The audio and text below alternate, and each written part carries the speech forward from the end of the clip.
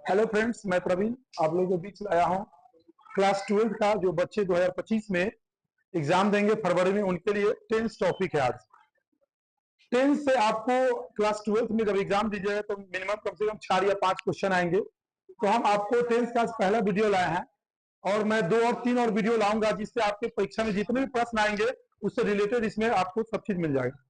तो उम्मीद है कि ये जो वीडियो आप देखिएगा तो आपके लिए बहुत ही हेल्पफुल रहेगा आपके आने वाले एग्जाम के लिए।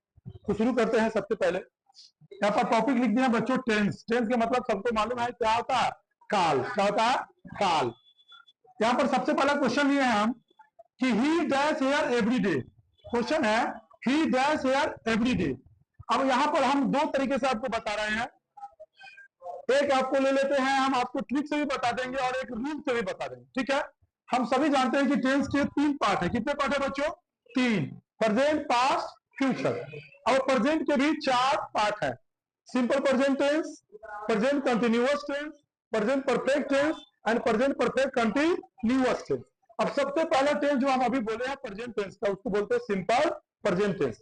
सिंपल प्रेजेंट टेंस आप पढ़े होइएगा तो रूल में है, सबसे पहला ही रूल है कि इस टेंस का प्रयोग हम जो हैबिट होता है, जो नियमित कार्य होता है, उसको बताने के लिए करते हैं। जैसे सबसे पहला क्वेश्चन है he dash here every day.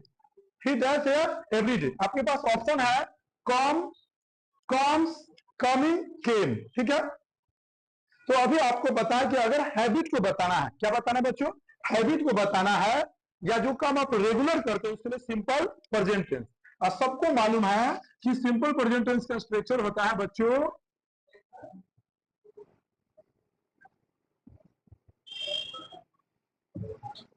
Subject plus V1 या V5 प्लस ऑब्जेक्ट। अब यहाँ पर ध्यान देने वाली बात है, ध्यान पूर्वक देखेंगे कि सब्जेक्ट जो है ही है। ही कौन पर्सन है? Third person. तो जब थर्ड पर्सन रहेगा तो हम V1 करेंगे या V5 करेंगे? V5। क्या होगा बच्चों? V5। अब यहाँ पर है क्वेश्चन ही। क्या बच्चों? ही। तो ही के अनुसार क्या होगा? कॉम्स। क्या होगा? कॉम्स। अब दूसरी बात ट्रिक से समझिए, जब भी सेंटेंस अगर आप टेंस बना रहे हैं, अगर मान लीजिए कि आपके वाक्य में एवरी डे आ जाए या आ जाए यूजुअली, क्या आ जाए? यूजुअली, या आ जाए आपको जनरली, या आ जाए सम टाइम। याद रखेंगे बच्चों, ये ट्रिक से हम आपको बता रहे हैं कि अगर वाक्य में एवरी डे आ जाए, जनरली आ जाए, यूजली आ जाए, समटाइम आ जाए, तो आप उसमें V1 या V5 का प्रयोग करेंगे। अब यहाँ पर तो कॉमन है कि एवरीडे दिया हुआ है तो हमको सब्जेक्ट V1 है या V5। थर्ड पर्सन है तो ही के साथ क्या रहेगा? V5। The right answer is V5। Any problem? Next, number 2, the earth dash round the सन।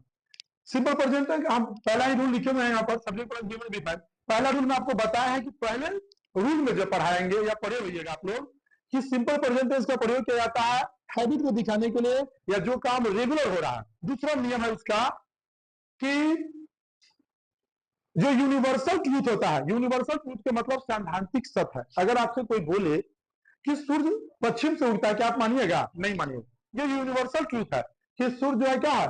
पूर्व से उगता है। The sun rises in the east. उसी प्रकार ये यूनिवर्सल ट्रूथ है, the earth dash round the sun. यानी पृथ्वी जो है सूर्य के चारों तरफ क्या करती है? क्या करती है? घूमती है। क्या करती है? घूमती है। तो ये तो यूनिवर्सल ट्रूथ है। तो जब यूनिवर्सल ट्रूथ हो तो हमेशा और हमेशा V1 या V5, यानी कौन टेंस का? सिंपल प्रेजेंट टेंस का। सिंपल प्रेजेंट टेंस का स्ट्रक्चर है सब्जेक्ट प्लस V1 या V5। तो द अर्थ है तो द अर्थ के साथ क्या रहेगा? V5। V5 कौन है? मूव। आगे बढ़ते हैं number 3, I dash to college daily. ये भी आपको क्या दिखा रहा है? हैबिट को दिखा रहा है। क्या है? हैबिट को दिखा रहा है, मतलब कि आपकी आदत को बता रहा है कि आप प्रत्येक दिन कहां जा रहे हैं? कॉलेज जाते हैं। तो हम शुरू में सेंटेंस को बोले हैं कि जो काम आप रेगुलर करते हो, है ना, डेली कर रहे हो, आपका हैबिट है, उसके लिए सिंपल प्रेजेंट टेंस यानी सब्जेक्ट प्लस V1 या V5। और ट्रिक से भी जाएंगे तो हम आपको लिखे यूजली हो, जनरली हो, समटाइम हो, उसमें एक और जोड़ लीजिए डेली। क्या जोड़ लेंगे? डेली। यानी हम ये समझे कि वाक्य में यूजली हो, जनरली हो, डेली हो या समटाइम हो, उसमें हमेशा हमेशा V1 या V5। वो डिपेंड करता है सब्जेक्ट पर। और सब्जेक्ट है ही, सी, इट, किसी का नाम, यानी थर्ड पर्सन है तो हम V5 करेंगे। अगर आई, वी, यू, दे या कोई प्लूरल है तो V1 करेंगे। तो यहाँ पर हम देख रहे हैं क्या है? आई। आई के अनुसार क्या लगेगा बच्चों? क्या लगेगा? को, आई के साथ V1 लगता है, थर्ड पर्सन रहता है ही सी तो V5 लगता है। आगे बढ़ते हैं, क्वेश्चन नंबर है 4, she is dash a letter now. यहां पर आप देखिए कि क्वेश्चन में आया नाउ, क्या आया नाउ। ट्रिक से देख लीजिए, अगर कोई बच्चे मान लीजिए क्लास में भी आते हैं पढ़ने तो उसके लिए क्रैश कोर्स होता है, क्रैश कोर्स से भी आप समझ सकते हैं। क्वेश्चन में दिया हुआ है नाउ, याद रखेंगे जब भी नाउ हो या नाउ ए डेज रहे, मेरी बात सुनिए बच्चों, जब भी नाउ हो या नाउ ए डेज रहे तो आपको शुरू में बताया है कि टेंस के 3 भाग है, प्रेजेंट, पास्ट, फ्यूचर। प्रेजेंट के पहला लिखे सिंपल प्रेजेंट टेंस, दूसरा होता है बच्चों प्रेजेंट कंटीन्यूअस टेंस। क्या होता है? Present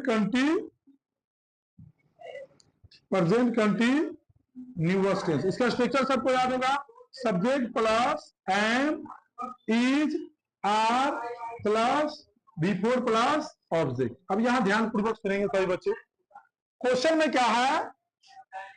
C is dash a letter now. Question में क्या है? नाउ। तो अभी हम लिखे कि नाउ हो या नाउ ए डेज हो, आप उसमें किसका प्रयोग करेंगे? प्रेजेंट कंटीन्यूअस का। प्रेजेंट कंटीन्यूअस का स्ट्रक्चर लिख दिए, subject plus am, is, are plus before plus object. अब सब्जेक्ट देखिए, सब्जेक्ट क्या है? सी। क्या है बच्चों? सी। अब देखिए यहाँ तीनों एम, इज, आर में से एक दिया हुआ है, क्या दिया हुआ है? इज। तो सब्जेक्ट इज दिया हुआ है तो हमको चाहिए बिफोर। बिफोर कौन option? Writing, write, wrote, written और राइटिंग। Any problem? समझ में आ रही है? नंबर बढ़ते हैं 5। अब 5 और 4 दोनों रिलेटेड है। They dash A film now A days. तो अभी हम लिखे जिस वाक्य में नाउ हो या नाउ ए डेज हो, नाउ हो या नाउ ए डेज हो, आपको क्या प्रयोग करना है? Present continuous tense. तो प्रेजेंट कंटीन्यूअस करेंगे तो यहाँ पर सब्जेक्ट क्या है? दे। अब यहाँ पर ऑप्शन देखिए, मेक है, आर मेकिंग है और क्या है? आर मेड है। अब आप देखिए कि दे के साथ क्या लगता है बच्चों? दे के साथ आर, तो आर। अभी पर क्या है? Making. The right answer is C. They are making a film nowadays, मतलब आजकल वो लोग क्या है? फिल्म बना रहे हैं। समझ में आया? अब आगे बढ़ते हैं नंबर 6 क्वेश्चन की तरफ। लिखा हुआ है he has just dash out. Question है he has just dash out. अब यहां पर देखिए जस्ट आ गया। अच्छा, इसको दो तरीके से भी हम समझ सकते हैं। अगर वाक्य में जस्ट हो, या एक और लिख देते हैं ऑलरेडी। याद रखेंगे बच्चों, वाक्य में क्या है? अगर जस्ट हो या क्या हो? ऑलरेडी है। तो इसके लिए नियम है बच्चों, हैज या हैव प्लस B3, हैज या हैव प्लस B3। ये किस टेंस का सबको मालूम है ना? इसका तीसरा टेंस होता ही है बच्चों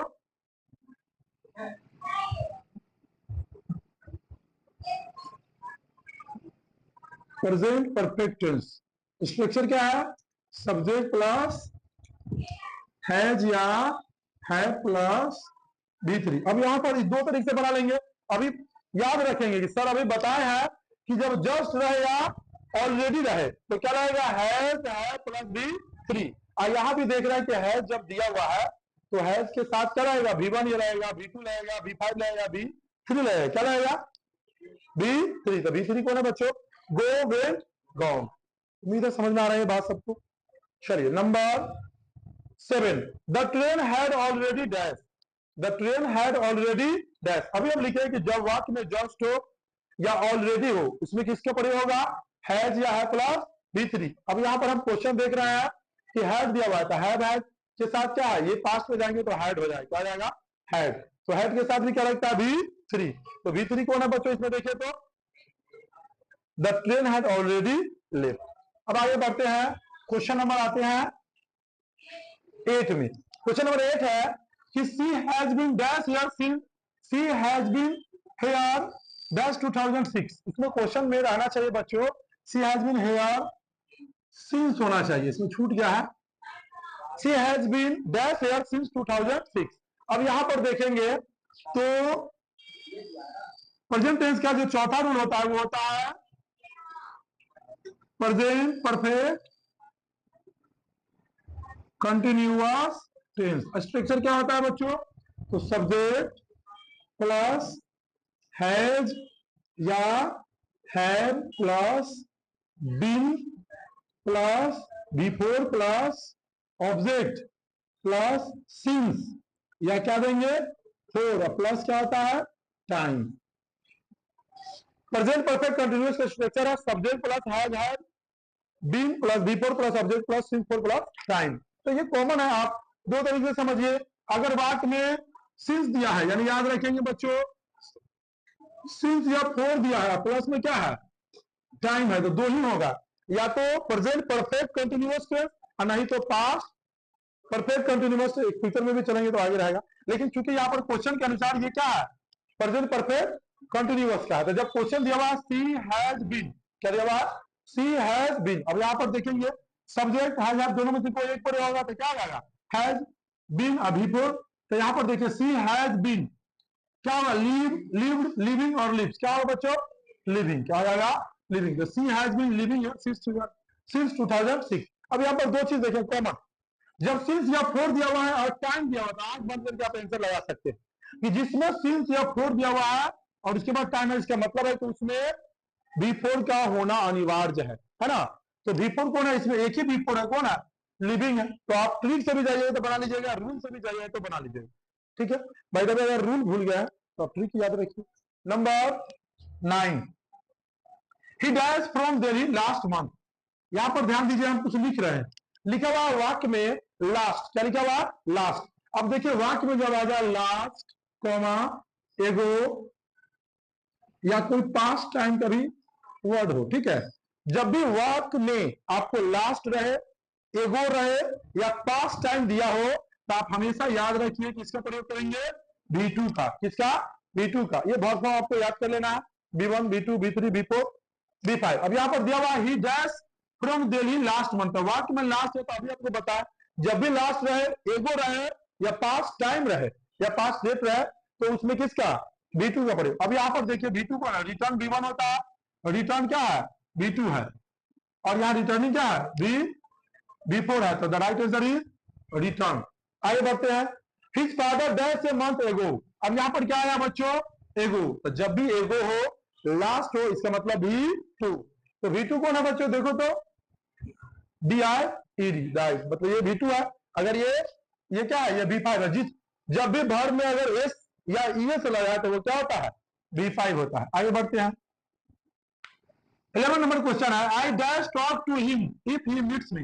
अब इसके लिए हम आपको एक रूल बता रहे हैं बच्चों, ध्यानपूर्वक देखेंगे। क्वेश्चन है, I dash talk to him if he meets, वाक्य में दिया हुआ इफ, क्या है बच्चों, इफ। इसके लिए हम दो रूल लिखेंगे, देखिए आप, सब्जेक्ट प्लस V1 या V5, एक लिखते हैं subject plus shell will plus V1 plus object. ये सबको टेंस पढ़ा थे तो याद है, सिंपल प्रेजेंट टेंस का स्ट्रक्चर है सब्जेक्ट प्लस V1 या V5, और ये है सिंपल फ्यूचर टेंस। कौन है बच्चों, simple future tense, subject plus shall या will plus V1 plus object. अब आपको यहां देखना है कि वाक्य में अगर क्या दे दिया, इफ दे दिया हुआ, क्या दे दिया, इफ। तो आपको ये देखना है कि वाक्य में कौन टेंस दिया हुआ। तो देखिए, I dash talk to him if he meets, तो यहां पर ही थर्ड पर्सन है, यानी सब्जेक्ट हो गया, ही मीट्स क्या है, V5। तो जब सब्जेक्ट प्लस V5 मतलब आपको सिंपल प्रेजेंट टेंस दिया हुआ, तो हमको क्या चाहिए, सिंपल फ्यूचर टेंस। अब सिंपल फ्यूचर टेंस सब्जेक्ट हो गया आई, अब आई के साथ सेल बिल में क्या रहेगा, सेल। तो सेल के बाद क्या दिया हुआ है, V1 दिया हुआ है, तो हम क्या लेंगे, I shall talk to him if he meets me. समझ में आया। आगे बढ़ते हैं, नंबर 12 लिखा हुआ है, I shall buy a car when the price dash down, मतलब मैं गाड़ी तब कर दूंगा जब जो मूल्य है वो नीचे आएगा। अब यहां पर देखिए सब्जेक्ट है आई शैल और ये क्या है बाय, यानी सब्जेक्ट शैल V1 दे दिया, मतलब सिंपल फ्यूचर टेंस दे दिया हुआ है। तो हमको क्या चाहिए, सिंपल प्रेजेंट टेंस। तो सिंपल प्रेजेंट टेंस स्ट्रक्चर देखेंगे, द प्राइस, अब यहाँ द प्राइस है तो इसके साथ क्या चाहिए, V5। अब V5 भर में एस लगा रहता है, मतलब V5 है, एस या ES। तो V5 कौन है बच्चों, कम्स। तो the right answer is comes. आगे है 12, बस ये 12 क्वेश्चन है। Thank you so much. उम्मीद है कि ये वीडियो आपको पसंद आई होगी, लाइक एंड शेयर जरूर कीजिए।